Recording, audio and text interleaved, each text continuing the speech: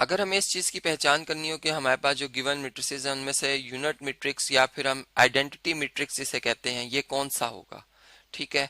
तो अब हम इसकी पहचान ऐसे कर सकते हैं कि जी हमारे पास सबसे पहली जो रिक्वायरमेंट होती है यूनिट मैट्रिक्स के लिए वो एक स्क्वायर मैट्रिक्स होगा, यानी उसके नंबर ऑफ रोज और उसके नंबर ऑफ कॉलम्स जो हैं उस मैट्रिक्स के वो क्या होंगे जी, आपस में बराबर होंगे।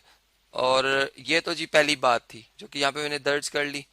अब इसके साथ ही हम दूसरी बात जो देखेंगे वो ये होगी कि हमारे पास जो मैट्रिक्स है वो एक डायगोनल मैट्रिक्स भी होगा, यानी डायगोनल मैट्रिक्स का मतलब ये है कि इसके डायगोनल एंट्रीज जो हैं वो नॉन जीरो होंगी, ठीक है। और यानी उनमें कम से कम एक एंट्री जो है वो नॉन जीरो होनी चाहिए, जीरो के अलावा होनी चाहिए एक, अगर अगर हम इससे बात करते हैं तो।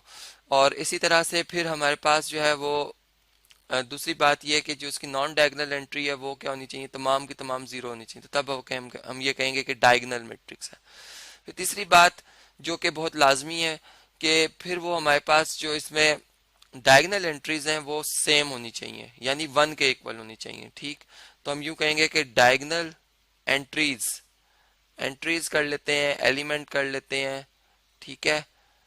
और वो क्या होने चाहिए जी, वन के इक्वल होने चाहिए सारे के सारे, तब हम ये कहेंगे कि ये हमारे पास एक यूनिट मैट्रिक्स। अब देखें जैसे अगर हम इस मैट्रिक्स की बात करें तो ये एक यूनिट मैट्रिक्स है, और इसको अगर हम देखें तो इसको हम कैपिटल आई से रिप्रेजेंट करते हैं, जिसका ऑर्डर 2 by 2 है, यानी दो रोज हैं इसमें और दो ही कॉलम है। अगर हम इस तरह से देखें तो ये फर्स्ट रो और ये सेकंड रो, इस तरह ये फर्स्ट कॉलम और ये हमारे पास सेकंड कॉलम, तो इस तरह इसमें दो रोज दो कॉलम। अब इस मैट्रिक्स को हम जो है सिंपल वर्ड्स में इस तरह भी कह सकते हैं कि ये I2 है, यानी इसका ऑर्डर 2 by 2 है। तो ये है जी हमारे पास जो है वो यूनिट मैट्रिक्स। इसी तरह अब सेकंड अगर हम इस मैट्रिक्स की बात करते हैं तो अब ये एक स्क्वायर मैट्रिक्स है, यानी पहली शर्त पूरी हुई। दूसरी बात कि डायगोनल होना चाहिए। अब देखें आप, इसकी डायगोनल एंट्रीज जो है वो नॉन जीरो होनी चाहिए, कम से कम एक नॉन जीरो, यहाँ पर तीनों ही नॉन जीरो है। और दूसरी बात कि all diagonal and non diagonal entries हैं, डायगोनल के अलावा तमाम जीरो होनी चाहिए, वो है।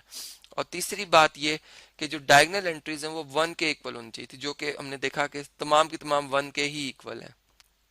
इनमें से एक भी अगर वन के इक्वल ना होती तो ये जो है वो हमारे पास यूनिट मैट्रिक्स ना होता। तो ये भी हमारे पास एक यूनिट मैट्रिक्स है जिसे मैं आई से रिप्रेजेंट करूंगा, और इस दफा इसका ऑर्डर जो है वो 3 है, एंड 3 रोज एंड 3 कॉलम, तो सिंपल वर्ड में मैं 3 लिख दूंगा, I3, ठीक है। इसी तरह अगर हम इस मैट्रिक्स की बात करते हैं तो ये स्क्वायर मैट्रिक्स भी है, ये पहली शर्त हमारी पूरी कर रहा है। दूसरी बात कि अगर हम इस मैट्रिक्स को देखें तो ये डायगोनल है जी, बिल्कुल ये डायगोनल मैट्रिक्स भी है, क्योंकि इसके डायगोनल एंट्रीज जो है वो नॉन जीरो, कम से कम एक होनी चाहिए थी, इसमें दो हैं, और नॉन डायगोनल एंट्री तमाम जीरो है। तीसरी बात कि डायगोनल एंट्रीज वन के इक्वल हो। अब ये वन के इक्वल नहीं है, इसलिए हम ये कहेंगे कि ये हमारे पास यूनिट मैट्रिक्स नहीं है, इसे मैं क्रॉस कर दूंगा इस तरह से। इसी तरह अगर हम इस मैट्रिक्स की बात करते हैं तो ये भी हमारे पास स्क्वायर मैट्रिक्स तो है, लेकिन ना तो ये डायगोनल है और ना ही ये हमारे पास क्या है जी, जिसे हम कह सकते हैं कि ये आइडेंटिटी मैट्रिक्स है। तो ये सिंपल हम यूं कहेंगे, अगर कोई पूछे तो ये हम कहेंगे कि ये हमारे पास सिर्फ एक स्क्वायर मैट्रिक्स है, ठीक है। अब इसी तरह से अगर हम इस मैट्रिक्स की बात करते हैं तो ये बेसिकली 5-4 1 लिखा हुआ है, ठीक है। और 7-6 ये भी 1 लिखा हुआ है।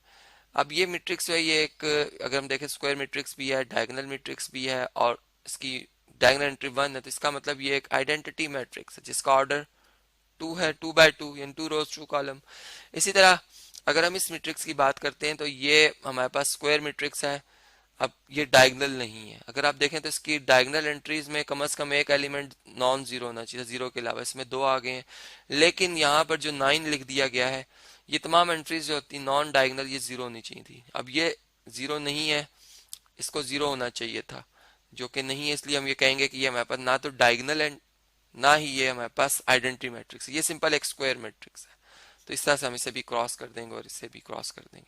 तो इस तरह से हमने पहचाना कि हमारे पास जब डिफरेंट मैट्रिसेस गिवन होंगे तो हम कैसे जो है वो देख सकते हैं कि ये हमारे पास यूनिट मैट्रिक्स है या नहीं।